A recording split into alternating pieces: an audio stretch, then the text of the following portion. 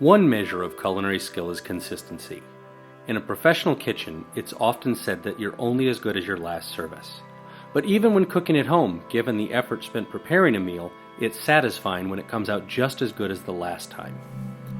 Because sous vide affords precise temperature control, results can be repeated with ease. No amount of culinary skill or judgment can match the consistency of sous vide cooking. With traditional cooking techniques, temperature control is tricky, so we use adjectives like rare, medium, medium well, and so on to express our preference.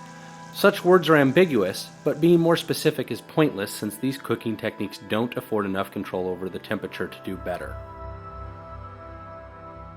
Sous vide makes it possible to be very specific about the degree of doneness that you prefer.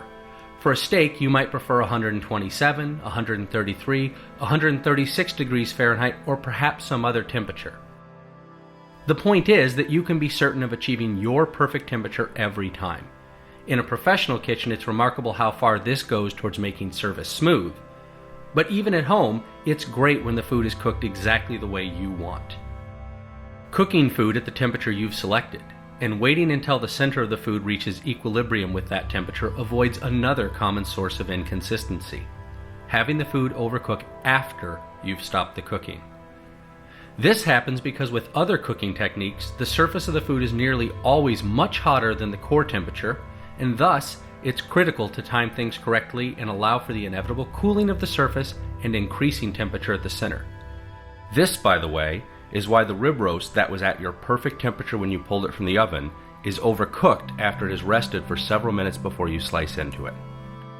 But with sous vide, when you remove the food from the bath, its surface and core temperature are already at equilibrium, so it doesn't continue to cook.